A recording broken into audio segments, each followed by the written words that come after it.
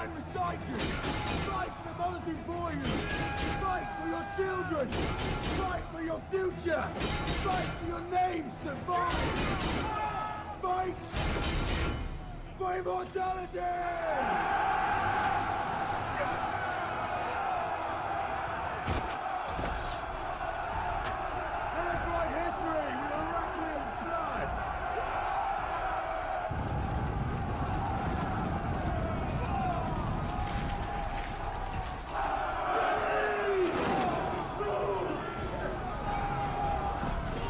Budget and his embrace of CGI effects, I think, has sort of done well for his artistic vision.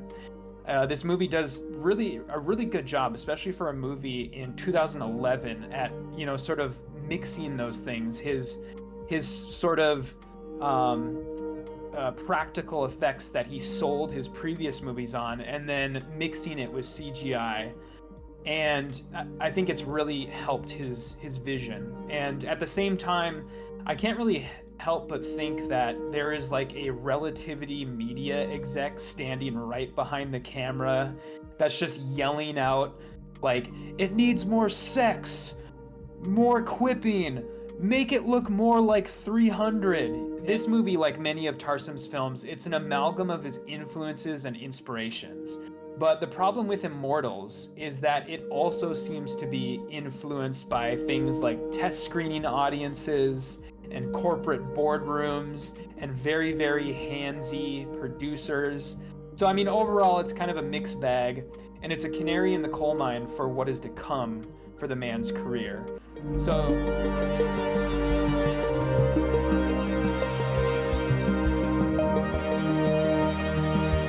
We're square. We're square.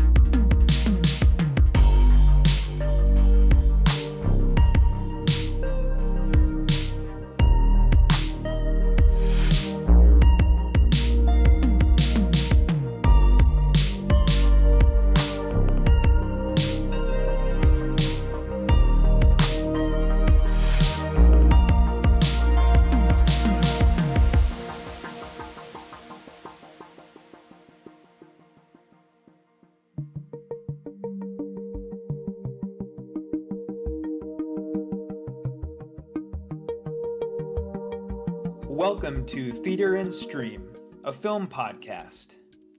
I am Matt, and that is Chuck, and this is episode 22. Today, we've reached the final film in our Tarsem Retrospective series, 2011's Immortals.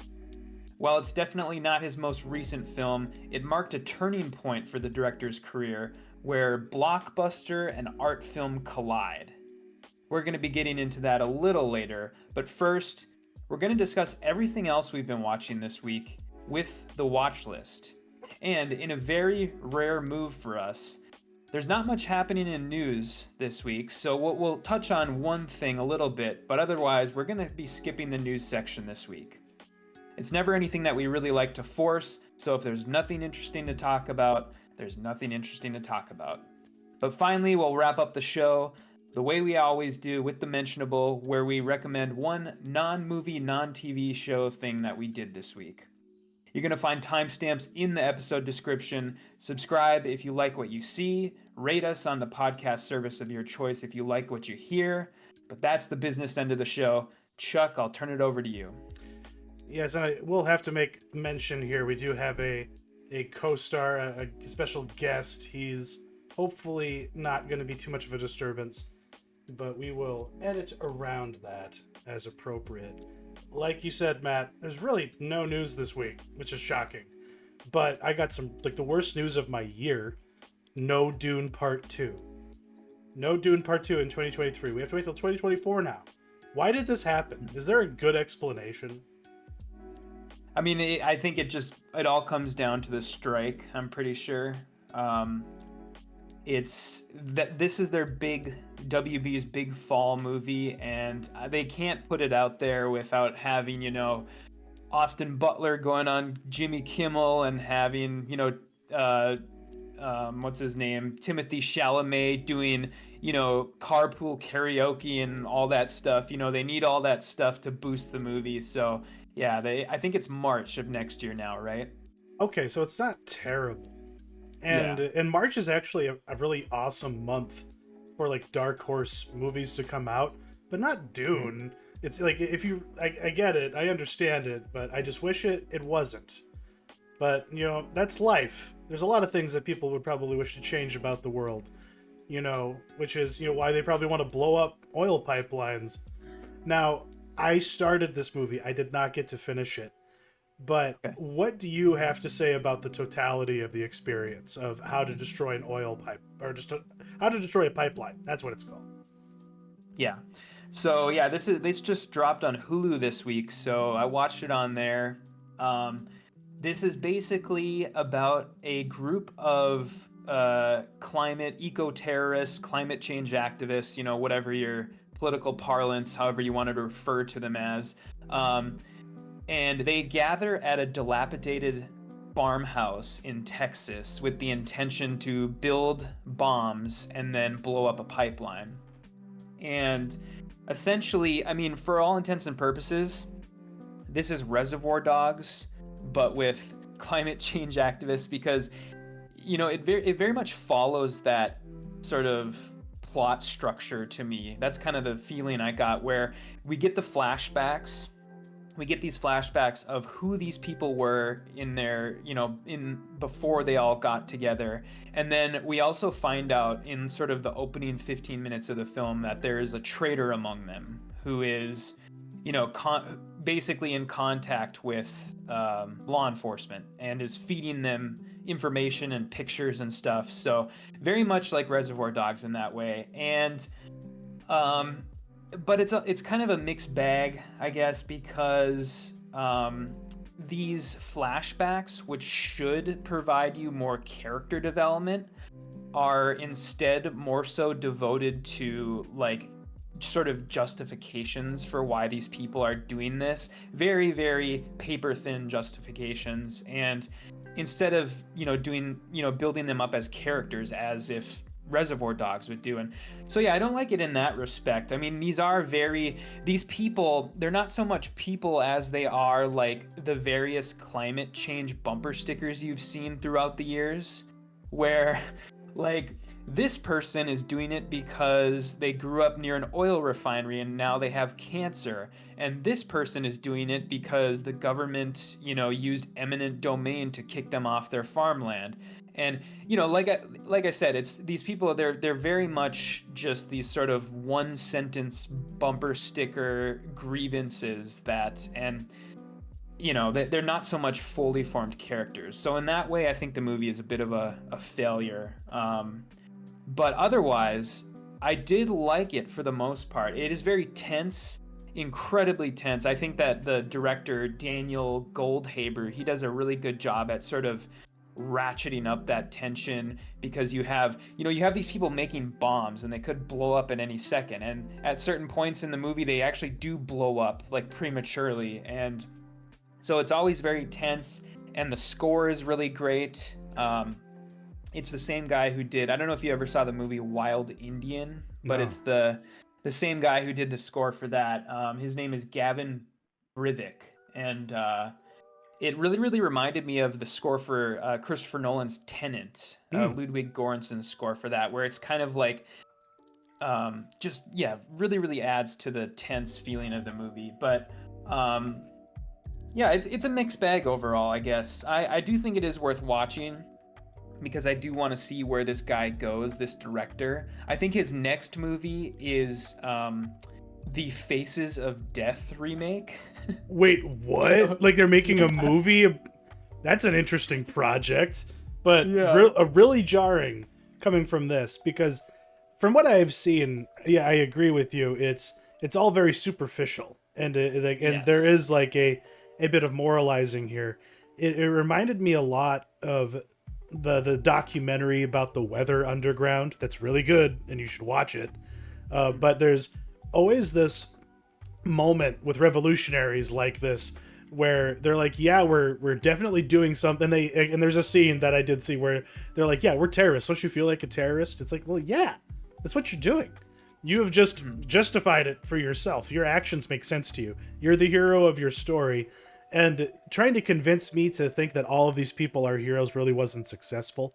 The one I felt the most for was Michael, the dude from Partial, which I must say I got to appreciate the fact that they at least tried to like find someone authentic, because the actor who portrays him, his family are Mandan Hidatsa Arikara, the MHA Three Nations, which is in my neck of the woods up here. So it's very, very interesting. I don't know, but at the same time, I rolled my eyes when he's like standing in the snow, raging at the natural gas flaring going on next to him. But that is something that people don't think about. Like when you look at a satellite map of the Bakken, it's lit up like New York City because of all of those things. So their concerns are valid. I mean, Montana literally just had a lawsuit go through where like the government is going to be held responsible for not taking climate change seriously. So tides are shifting, and we would much rather them use the political levers versus what these people were doing, which would cause massive like destabilization and all sorts of stuff. But as far as the movie goes, I really liked Michael's sequences, like the competency porn as he slowly develops and gets better at his boom talk stuff. Like, I'm sorry, but if you're like putting your amateur explosive work on TikTok, you are asking to get caught. So I don't know how the movie concludes, but as I'm watching this, I'm like, their OPSEC is shit. Not to mention the fact that they have a traitor in their midst. But yeah, I'm looking forward to finishing this. Luca had other ideas last night, however. Yeah, it is definitely worth watching, and that is one of the things. It is sort of interesting, the different backgrounds these people do come from, because in real life these 7 people would never get together. No, because they come from such, I mean, there's like a Texas redneck, and there's a from Odessa, there's like a from the Permian, and like a college dropout girl who became like disillusioned with the the legal ways of trying to deal with climate change through like her college's like climate change activist group, and the divestment panel.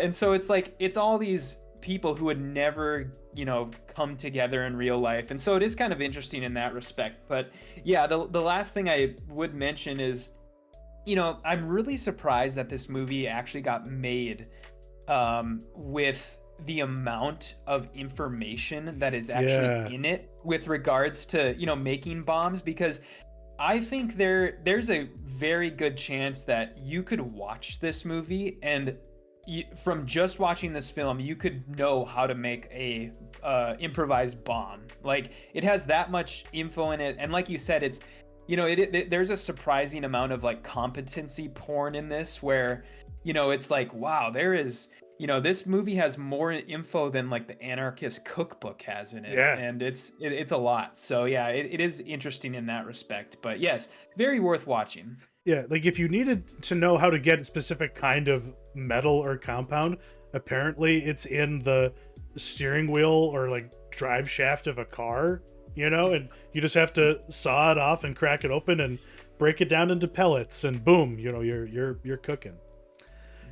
One thing that I've been meaning to talk about, but I'm glad I held off on talking about it until now, is Nathan, for you. I had talked about The Rehearsal a while ago, back when that was first on HBO Max, I guess formerly known as HBO Max. But they also have his Nathan Fielder's Comedy Central show, which is him doing really bad ideas to support small businesses. And of course there's big hits in there like dumb Starbucks and like all that other stuff. But the one that really matters, I've come to realize, is the series finale, which was Finding Francis. One of the like joys of this show is all the recurring characters who keep coming back, like the mall Santa, and this guy who is a Bill Gates impersonator from Arkansas who's trying to be an actor in LA. And he just keeps showing up at the Nathan For You offices, and they just keep on like having to deal with him. And he's always like throwing bait out, like, oh, there's a woman that I like, a great love that I lost. And that just leads Nathan to be like, okay, we're gonna make an episode entirely about you. You want to be the center of attention so fucking bad, here it is, we're gonna do it. And they go on this ridiculous quest to find this guy's high school sweetheart. And it involves like literally driving all the way to like her drive, like her to her like private country house. And they're about to send him in to go talk to her. But it's the build up to it. It's the absurdity of it all. It's everything that, you know, Nathan does, because it always starts out, he's doing something for a person. He's trying to help them fulfill a goal. And this is where you see the egg of the rehearsal like being gestated. Because by the end of this like special episode that they did, it's very clear that they can't go back to doing the dumb little like 30-minute episodes that they had been doing. That's like, it really kind of crystallized like, oh shit, we are in rarefied territory now. That final shot right there is incredible. But like how they set it up is hilarious, because that's a prostitute that he had hired to like practice going on dates with, because he felt like, well, as the host of this show, I need help going on dates. So he's like paying an actual prostitute to go on dates. And at the end of the episode, he like actually calls her and says, hey, do you want to go on a real date, like as a real person? And then she's like, okay, I thought this was going to be a real date. You gotta have all these fucking cameras here. And he's like, yeah, we're also going to fly a drone. We're going to get a drone shot. It's going to look incredible. And she's like, oh, wow, okay. And then the drone shot happens. And it's just ridiculous. But it informs everything that the rehearsal was. If I had seen this, the rehearsal would have made much more sense. Because like they literally like practice him trying to have his moment with his long-lost love. And they go through all the different permutations. They even have him role play as her at one point. Like, it's a very strange process, but it's beautiful, and I'm glad we have it. The Errol Morris is a big fan of this episode. He like his socks are still blown off by it, and I guess I can understand. So you would say watch this before the rehearsal then? Absolutely. Because, okay, I'm somebody who I haven't seen a second of anything Nathan Fielder has ever done. Okay. And so it's something that I've always meant to dive into, but it's at this point he has a lot of stuff out there. So yeah, you would say this is probably where you should start. This is where you should start. Yeah, like you get a feel for this guy before he becomes serious actor man. Because like he's gonna be in some art house movie. I forget whose it is, but it's like with one of the Safdie brothers and. Okay. And somebody else, I can't remember. I think it's called like is it called like The Ritual or The Sacrifice or something like that? It has a really ominous name, but it's, from what I understand, it's just about a husband and wife like house flipping. I think like that's like the starting premise for it. So yeah, that's Finding Francis, 70 minutes long. It's well worth it. But from what I understand, Ashoka maybe not so worth it, unless you're gonna be the lone voice I hear being positive about this show. Yeah, I don't know, it's tough because I don't know, I feel like I am Obi-Wan Kenobi standing over on Mustafar, standing over Dave Filoni saying, you were supposed to destroy Kathleen Kennedy, not join her, because oh man, this is so sad because yeah, you know, Dave Filoni was sort of propped up as like the guy who was gonna save Star Wars, and this is not it. This is definitely not it. And yeah, I don't know. I've never watched Rebels. I've never watched the Clone Wars cartoons. And to me, they've always just I put them in the same sort of category as I do like Marvel and DC like TV shows, like the CW shows, where I do not care. Like they have always just seemed very much the B plots of the A plots of what like the movies are, and so I just do not care. And so I have no idea who any of these characters are, and the show doesn't do like anything to try and onboard people at all who haven't watched the cartoons. And so yeah, I mean, from the get-go, I really don't give a shit, and the show is not gonna help me give a shit. So it's like, why should I care? And it just seems like this show picks up where the cartoons left off. And Ahsoka is, I don't know, she's just like a badass who doesn't say a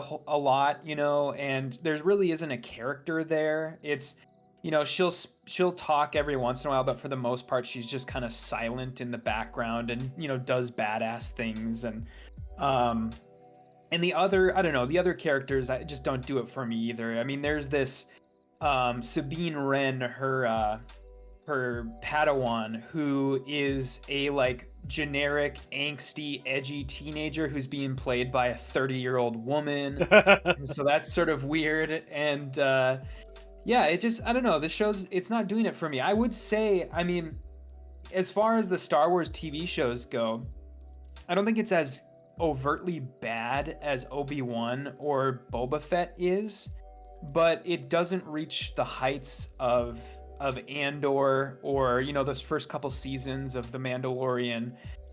It's just kind of there. And I mean, we're already a fourth done with the show now because it's only 8 episodes and 2 of them are out.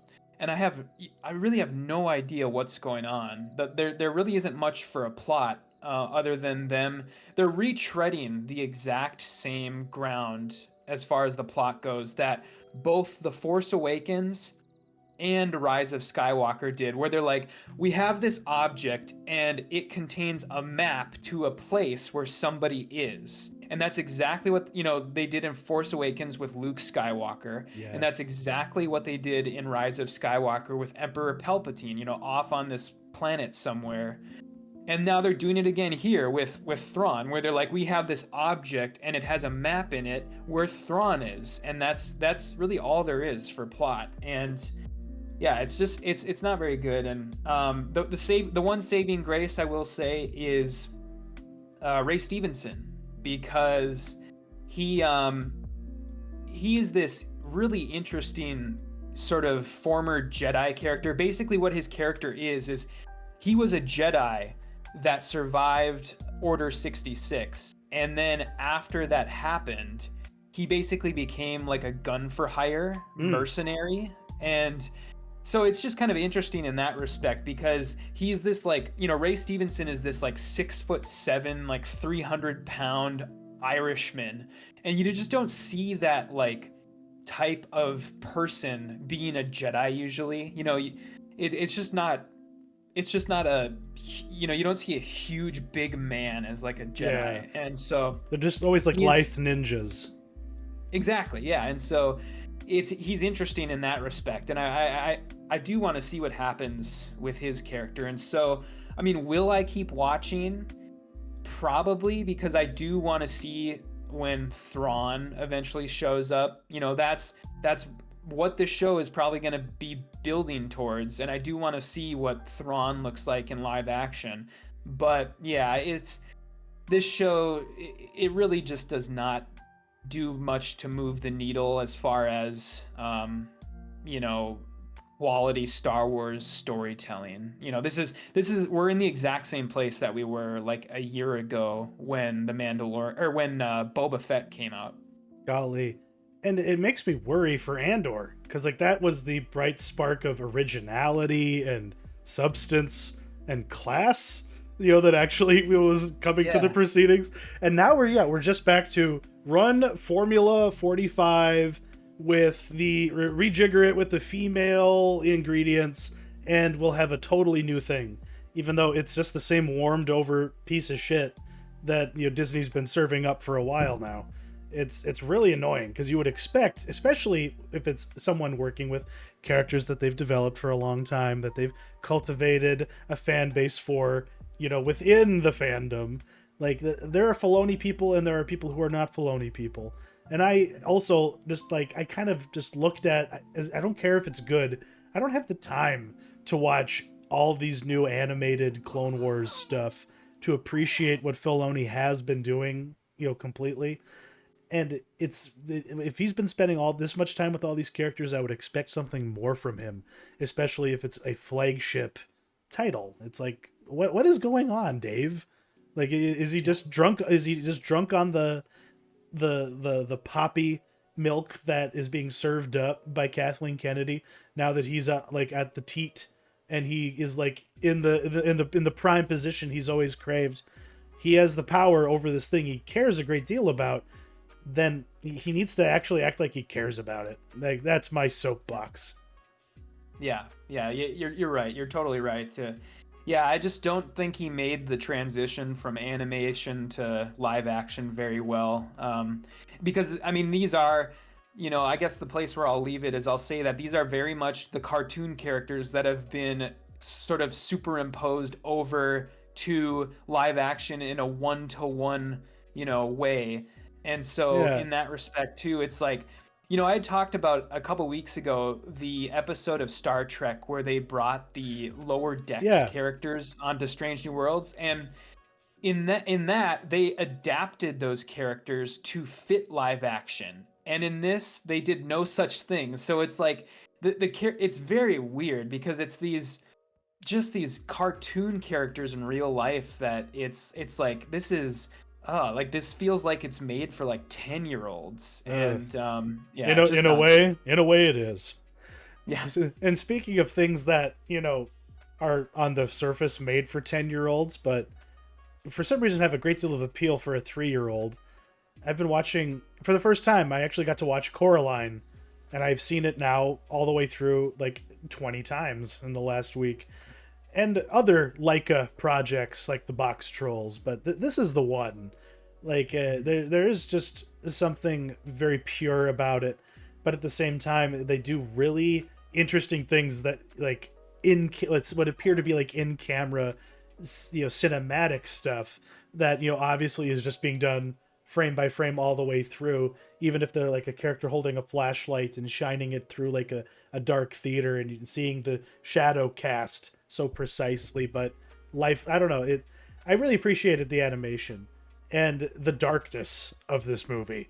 It's really fucked up, and like I was glad that it was as committed as it was to being like fucked up and dark, like literally making a deal with a monster to just find the eyeballs of children she's eaten, to escape her realm. It's like, okay, cool, thank you, Neil Gaiman, and I guess thank you to Harry Selick for killing it. I long for more of this, but this movie walked so that Pinocchio could run away with the Oscar. Like, this movie came out at the wrong time. It was like everyone was still just like masturbating over Pixar bullshit at this time, and I think this movie, even though it is well loved, I think it deserves like a Mount Rushmore reappraisal for its decade. It just stands apart. It's a lot more interesting and stands apart. So yeah, check it out if you haven't seen it like me. Mm-hmm. Time to move on to the main event. Here we are. This is probably going to be a little shorter episode, people, but we are here to talk about the finale of our Tarsem retrospective. His third film. Think about that. Just his third movie. Immortals. Take it away, Matt. Yeah, so coming off of The Fall, it would be another 5 years before Tarsem made another film, this film. And I kind of wonder if The Fall didn't quite move the needle on his career prospects as much as he thought it would, or perhaps he was just looking for a change of pace. But if you've ever wondered what happens at the intersection of Tarsem and blockbuster, look no further, because I mean, he's essentially become a hired gun for this movie, which is something that's going to continue on through his career, even after the movies that we're not going to be talking about as a part of this series. But yeah, this is a Greek myth action blockbuster. And I don't know, it's got good and bad results, I'd say. The increased budget and his embrace of CGI effects, I think, has sort of done well for his artistic vision. This movie does a really good job, especially for a movie in 2011, at sort of mixing those things. His sort of practical effects that he sold his previous movies on, and then mixing it with CGI. And I think it's really helped his vision. And at the same time, I can't really help but think that there is like a Relativity media exec standing right behind the camera that's just yelling out like, it needs more sex, more quipping, make it look more like 300, and just like yelling out stuff like that, because it's this movie, like many of Tarsem's films, it's an amalgam of his influences and inspirations. But the problem with Immortals is that it also seems to be influenced by things like test screening audiences and corporate boardrooms and very, very handsy producers. So, I mean, overall, it's kind of a mixed bag, and it's a canary in the coal mine for what is to come for the man's career. So that's kind of my reappraisal of the film. But yeah, Chuck, what did you think of Immortals? What I was taken aback by, and I guess what didn't register for me when I saw this in theaters, was just how fucking brutal it is. Like, when people like get like punched in this, their like skin is peeled off of their skull before they hit the ground, and it's like captured in slow motion, speed ramping. Like, this is like, this guy looked at what 300. Yeah, if he was forced to make this movie like 300. I saw a couple headlines from the time where he was bemoaning the comparison, but it's like, dude, it's obvious, like. But I, at the same time, for as much as I call Zack Snyder the visual master of the superhero era, Tarsem kind of proves in this that he could have been better. He does Snyder's thing better. Everything is just captured with so much more clarity, and it just looks just like a fucking painting. Even when it's drab and dull, you're still just like, oh, that's sick. Like, I'd want that printed on metal and hung on my wall, please. But yeah, there's not much to this. Like, he's just playing with, his great grasp for mythic storytelling. He's wielding that effectively. But the script is nonsense. None of the characters really fucking matter. But it is a memorable and unique interpretation of really well-trod ground. And it's like, I just loved how extreme and edgy all of its themes were. Like, Mickey Rourke's villain, literally his whole deal is, I'm going to cut off the balls of all the men I don't kill. I'm going to murder every baby that doesn't have my face, and I'm going to rape all of your women so that for the rest of history, people will only know me. And that's a weird theme running through this movie. It's like the need to reproduce. And I don't know if it's just because I just had a son myself, but like, there was moments in like that speech that he gives to like rally everyone the fuck up. I remember rolling my eyes when I saw it in theater, but like, watching it now, I was like, fuck yeah, dude, let's go, bro. Like, who wants to live forever, bitches? Let's do this. Like, I was in. But then it's just sandwiched between really pointless, dumb stuff, really bad like decision making on the part of the characters, lots of like doubling back pointlessly. So I don't know, like, if this had a real script to it, maybe if Tarsem had been free to just like write his own movie, it would have been a fucking masterpiece. But yeah, like it definitely is the microwaved version of whatever movie he like maybe set out to make, which is unfortunate. But at the same time, I really liked it coming back to it. Yeah. I mean, it's still miles better than, anything. There was sort of a resurgence of like these sword and sandal like epics during that time, like those really, really shitty remakes of Clash of the Titans and its sequel. And, there was a lot of movies like that around this time. And yeah, this is by far probably the best one. And I guess to get into the movie itself, I had mentioned in my intro the sort of melding of CG and his practical effects. And I don't know, what did you think of that? What did you think of like do you think it worked? Because in his previous films, they sort of used the whole like no CG thing as like a selling point almost. Like we did all this stuff practically and we didn't use any CG, but now I mean he clearly is using it liberally in this. And so Yeah. what do you think of that? I think that might just, yeah, because he's in the system, he can't just take 4 years to, to schedule his life as such that he can just make whatever the fuck he wants to make, Like there's something happening where, yeah, it's like, hey, like look at what I can do with the practical effects, but then look at what can be accomplished when I don't need to fly to like this perfect location I've scouted, and shoot for a single day. It's like I think he is kind of realizing, oh, you can do a lot with all these computer nonsense and doing it the fake way.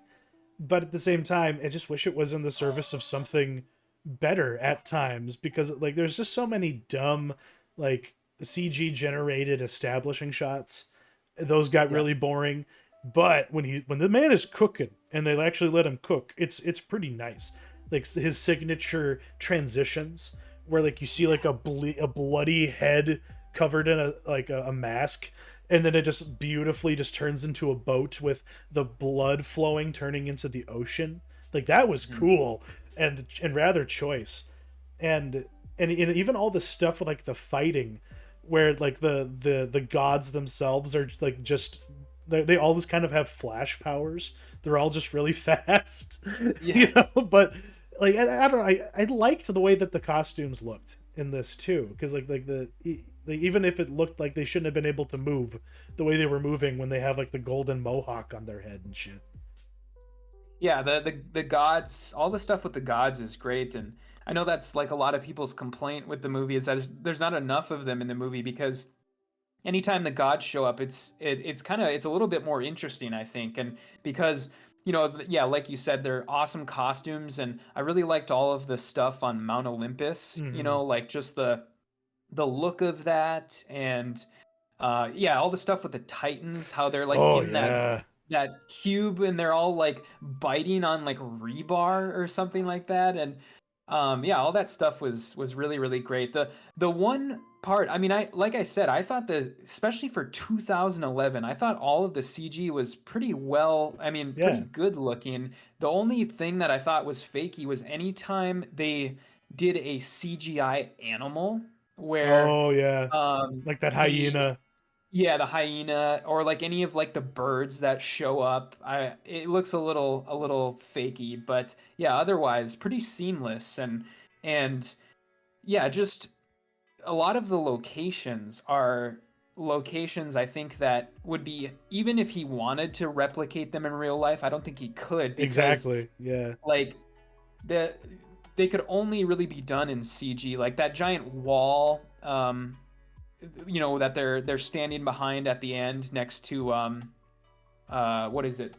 Is it Vesuvius? Is that where they are? Or no, Tartarus. Yeah. And even like the town that Henry Cavill's character is from, on how the it's cliff. like built into the cliffside. It's like, okay, none of this is really that practical in any way, but it looks cool, And see, and that's what rules the day. Like the thing about Tarsem I've come to realize is that the rule of cool is really a factor with him. Yeah, like make all of your nose in the air critiques about him and his movies, but goddamn, the man just knows how to make something look awesome. And like that, even though this movie does kind of have some notorious like bullshot in it though, because like some other movies, they take something from the end, make it prominent in the advertising, and make you think that, oh shit, so we're gonna have like flying heaven, like we're gonna have wars in heaven, like there's actually gonna be like a fight on Mount Olympus, like let's go. And then that's literally just like 2 or 3 like seconds of the film when you get down to it. It's just the like stinger, literally like the last shot. Because they were teasing us with a sequel, but why didn't we get a sequel with a cast like this? Yeah, it was just because of Superman. Did Henry Cavill getting Superman prevent us from getting Immortals 2? I think, because the movie did really well. I think it made $225 million, which is pretty well for that time. And I was looking online and they were talking about a sequel as late as like 2015. Oh, And I think the problem was that Relativity Media, the production company, has since declared bankruptcy twice oh since this Jesus. movie came out. And so, and they were actually acquired by a holding company a couple years ago. So, yeah, any prospects of a sequel, I think, are long gone because it's, I mean, at this point, I think it's only a matter of time before the company gets completely run into the ground by the what is it called? Ultra V Holding Company. That's the name of the company they're owned by now. And so, yeah, I mean, Relativity Media is going to disappear, and they're probably going to have to sell off their assets. And who knows? I mean, maybe somebody will buy the rights to Immortals, Yeah. and something like that could happen. But yeah, I wouldn't hold my breath because I don't think it's going to happen. What else do we think of the rest of this cast besides Cavill? It did have a pretty solid, meaty group of people in this.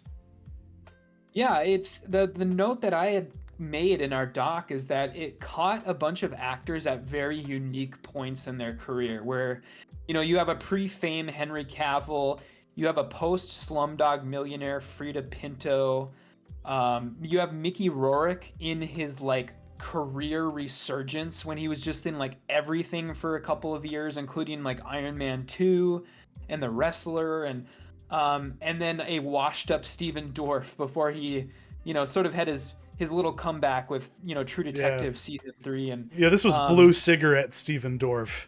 yeah. And so yeah, it's interesting in that respect because you have a lot of really great actors. And then one of the really funny things I think about when I look at the cast is, like, with the exception of Luke Evans, I think the casting of the gods was literally, they were just like, get me the hottest 20-year-olds you can find. I don't give a fuck if they can act or not, and they just found these, like twink, like boys and just these super ultra hot, women to be the gods, and even including Dickinson, North Dakota's own Kellen Lutz. Fuck yeah, bro. Twilight's own. Yeah, God, whatever happened to that motherfucker? Because for a stretch, he was just like a plug and play guy like that. He got a lot of work just because of that devilish little smile of his, and the six pack and abs. But there was a lot of that. Do you think they CG painted the abs on anyone in this movie, or was it all natural? Well, I know with Cavill it was natural because there's a lot of stuff out there, about his workout regimen for this movie and about how, like, he did a bunch of, around the time this movie came out, he did a bunch of interviews with like Men's Health and like Muscle and Fitness magazine. Yeah. So, he was putting the work in. But yeah, I mean, Luke Evans isn't the biggest dude, so he might have had the painted on abs. He's a little smaller as far as that goes, but yeah, I think there's definitely the chance that they pulled a 300, because I know on 300 a lot of the actors had painted on abs or airbrushed tanned on abs, so I think that was probably the case. Do what you gotta do, right? Let's Yeah. see here. Let me see. What about the action? The I want to okay. know, like, so that, I mean, probably the biggest selling point of this movie, and it is really cool. You had mentioned it earlier about how they do the speed ramping, and the way that I've always thought of that as is the gods and the titans are moving so fast that the humans essentially can't comprehend it, because I find it interesting that the second that the titans die, or the second their heads explode, they start moving at regular speed again. So it's almost as if the titans and the gods, they're just moving so fast, but the second they die, they slow down because they're just a corpse at that point. They're just vibrating so fast. It's timey-wimey. Yeah, the Titans in general, like that, as soon as they get released, I like rewatching it, I was just really fucking tense. because like that they're just skittering around, and like, yeah, you can't keep a bead on them. And like, and it doesn't help that Cavill's character is like literally just discombobulated and just like, oh no, run, friend, run. What's his name? Stavros, run. I just got a kick out of that because every time he said that, I just pictured Stavros Halkias from Cumtown. Oh, the comedian. And someone needs to edit that. That'd be great. But that final fight where it's basically just the old boy hallway fight, and the camera just runs, and you just see this massive meat and metal just banging back and forth against each other. I kind of enjoyed that actually. Anytime that stupid bow came out, I just got annoyed because I don't know. It's just a dumb little MacGuffin, and it just made everything too easy. Yeah, it basically is like a bow with unlimited arrows, and they always find their target. I think, and they explode when necessary. Yeah, they explode. Yeah, so, and that's kind of the interesting thing. I mean, the bow, as far as the myth, the Greek myth that Tarsem is pulling from. Okay. This, that bow is completely made up. That bow, it doesn't exist in Greek myth. And so it's interesting how this movie is not based on any one Greek myth. It's just kind of him pulling from whatever he wants. Because, you have the gods, you have the Minotaur, you have Theseus, you have the oracles, Tartarus, Mount Olympus, even Theseus's son at the end. That is an actual character from Greek myth. But none of these things really interact with each other in the actual Greek myths. So he's just kind of he's making essentially his own Greek myths, and so it's sort of interesting in that aspect. It's just like a Greek mythology gestalt. And you just get whatever you want out of it. Like, this is just it's kind of like how every series of Gundam is all the same characters, basically all the same factions, just with different rules, and everything just gets scrambled. So yeah, the scrambled egg approach can work, because instead of like trying to adhere too finely, you at least just tell your story. It's not as bad as Disney's Hercules, where they have Hera being the loving mother of Hercules. Like, if you know anything about Greek mythology, you know that's not at all what happened. But what do you make of where Tarsem's career went after this movie? Despite it making a lot of money, he still was stuck being the auteur mercenary, and I haven't seen any of his output since Immortals. He did one of the competing Snow White movies. He did Mirror, which appeared to be the more fun one, but I just never wanted to see it. I think it had Lily Collins in it. I forget who was the wicked stepmother in that one. Julia Roberts. Really? That's odd. Yeah. And God, Julia Roberts and Tarsem? That's a team. And then he did a weird like body swap thriller called Selfless. I had no clue he directed this. I think I saw like a half an hour of this on TV one time. So there's that. And whatever Emerald City was, a show I didn't even know existed. It was a very, very quickly canceled NBC series that it was an adaptation of The Wizard of Oz, basically. So something you'd think he'd be pretty capable at. That's what this dude does. But like I alluded to, as I was watching this, I feel like the time is ripe for his ability to lean into grim, dark stuff, and and just like the brutality. And this guy can shoot action. This guy does weird costumes. Like, this man is made to adapt Warhammer 40K, Matt. And that would be cool. Guess who's the executive producer of the Warhammer 40K series coming to Prime? Oh, it's Henry Cavill. This is perfect, because let's be real, like, it's just really like weird people saying really dumb dialogue in really serious ways, and then yelling at each other, and then killing each other brutally while looking fabulous as they do so. The man is just waiting for the call, and it's gonna be a shame because the there's just no way they would let somebody so unique like Tarsem handle something as rigid as Warhammer, let alone whatever the fuck Amazon is gonna do with it. But a boy can dream, right? Like this would be perfect. Match made in heaven. Yeah, that could be really cool. The thing about Tarsem is I I sort of wondered this out loud in our Google Doc for the show, that I wonder if he is too campy and too earnest for modern day, because as one of the things I always like to do when we do these retrospective series is look at sort of what people thought of the movie that when it came out, and then what people think of it today. And when I look at reviews just from like the general public on this movie today, it's just a lot of people just saying like, oh, this is awful. This is, these costumes are ludicrous, and this dialogue is horrible, and the story is bare bones, and the movie is, really slowly paced. And my sort of question is, in our sort of culture, which seems to increasingly reward more and more cynicism and more homogeneity, are Tarsem's sensibilities antiquated? And what do you think about that? They kind of are. I think you're right. Like, this is a guy that should have been making movies in the silent era. You know what I mean? When, like, you were unbound by, convention to that degree. It's like, you just kind of did whatever the fuck you wanted to do, and people would gladly accept it.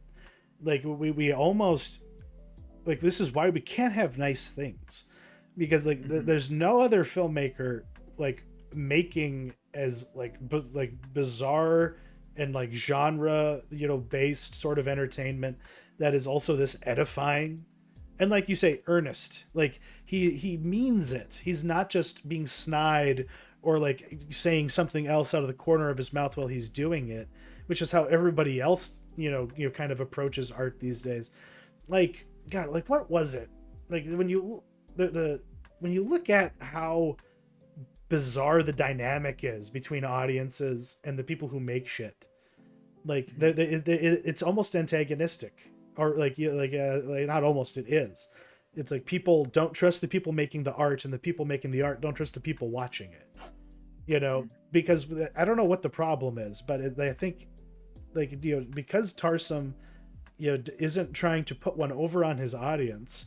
He's just giving them the whole duck. He's like, here it is, take it or leave it, and there's nothing that he's trying to, like, there's no angle that he's working, at least with these movies that we've talked about. And that might be why, like, we haven't checked in on a lot of his work since then, because that they aren't letting him be him. He has to be what the industry will give him now, which is very, very sad. Because this guy took something as tired and boring and lame as a sandals and swords fantasy action movie, and found some way to make it worth coming back to. And it is like Dirty Harry, like the world might not really be appreciative of what this movie is doing and what it's giving you. But I would hope that as long as we're banging the drum for it, someone will watch it and maybe give it a second chance.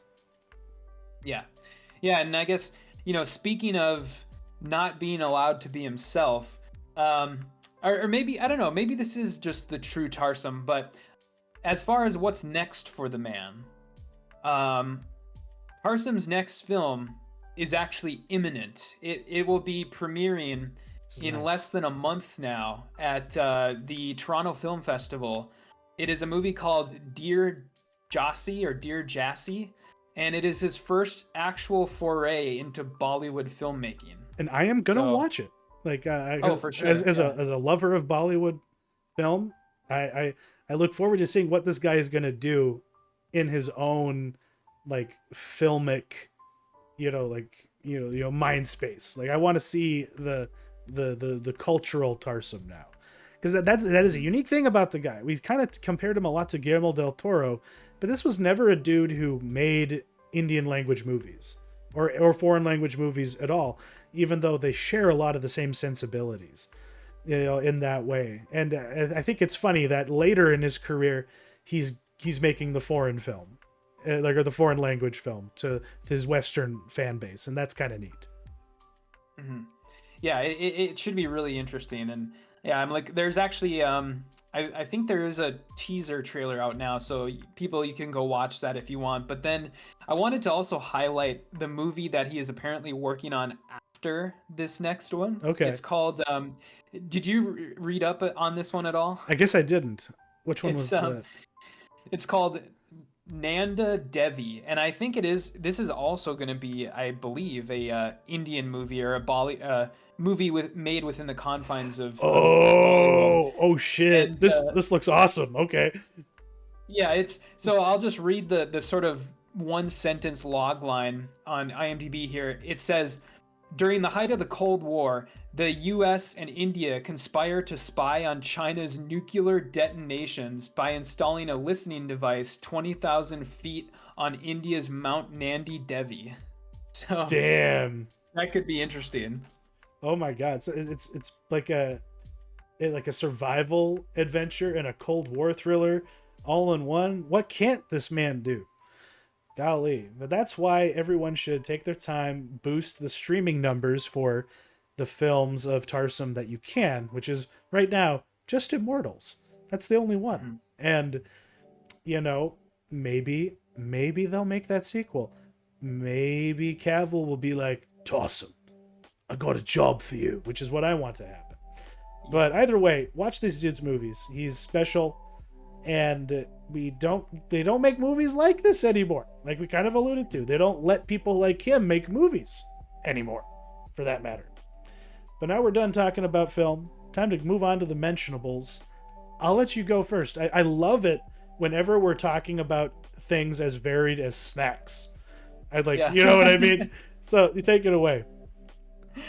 Yeah, so my mentionable this week is MoneyBag Cola. And one of the things that I always like doing is in my local grocery store where I shop, they have a section that is basically nothing but like craft sodas. And so, sometimes I'll go through that and see if there's anything new and, pick up something that looks interesting. And so this week it was MoneyBag Cola, and this is, I didn't know this before buying it, but this is Gene Simmons, the frontman of Kiss. This is his soda company. And I don't know, I don't feel one way or another about that. I guess I could care less. Yeah. It's about Gene Simmons, but this is really, really good as far as, a cola goes. Very, very good. I would consider myself sort of a connoisseur of that type of thing. And so this is one of the better ones. And I don't think you can really get much better than, this or like a Mexican Coke, in like a glass bottle. Mm-hmm.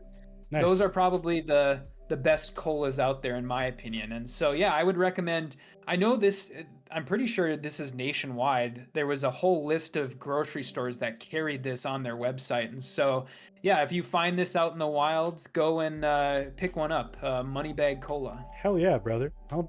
I also appreciate a nice bespoke bottle of soda pop.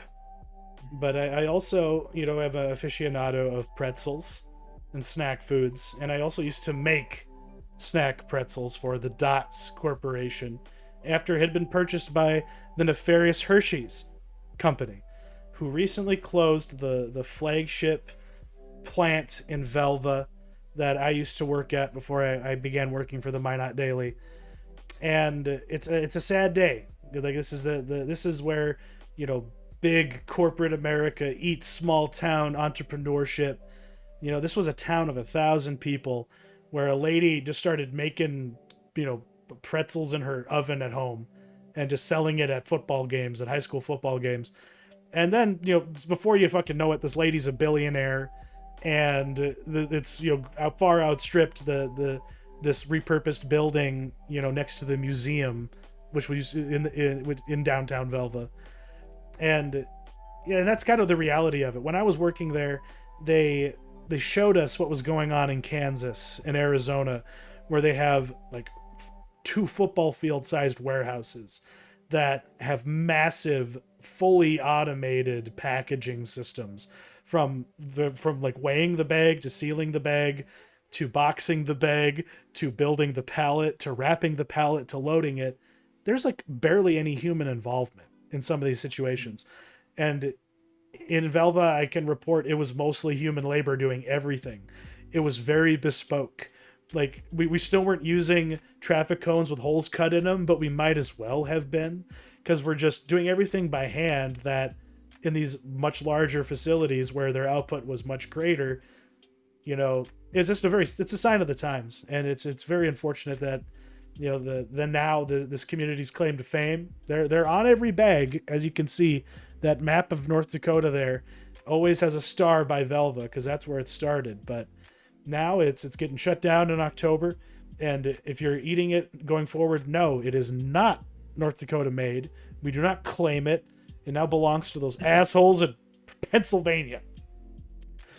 But that, it kind of sucks, you know. Just to speak on that for a second, I really enjoy the honey mustard, or the mustard dots pretzels, and yeah, I mean, it sucks, and I really hope, you know, the next thing that comes after this is they change the recipe so that they can. Already been done. I can confirm. Oh, really? Oh, yeah. That sucks. No, because there used to be a time where like the recipe was like almost made by like, you take the this spice, mix it with all these other spices, and that's how it gets done. And when I started, we were getting these prepackaged things from a company in Chicago, you know, instead. So like if you notice the flavor changing, it's already kind of happening. My favorite one was actually a more recent one that was a friend of mine from Minot here actually told them to do it, which was the cinnamon sugar like churro flavored one. Oh yeah. Like that. Mm-hmm. He was like, hey, you guys should do that. And because Hershey took over, they gave him nothing for his good idea. So. Well, maybe someday there'll be a movie like Flamin' Hot Cheetos made about him. Maybe. Well, I don't know. I think Utz still has the Pretzels game on lock. Yeah. But thank you for watching, everyone. This was our Tarsem Retrospective. We're going to get back to our regularly, I guess, more topical scheduled programming, you know, starting next week. We haven't quite settled on what we'll be watching, but we'll let it be a surprise. It will probably be video on demand anyway, so there's no big rush to make it to the theater or not. But yeah, thank you for watching, and take care. Yep. See ya.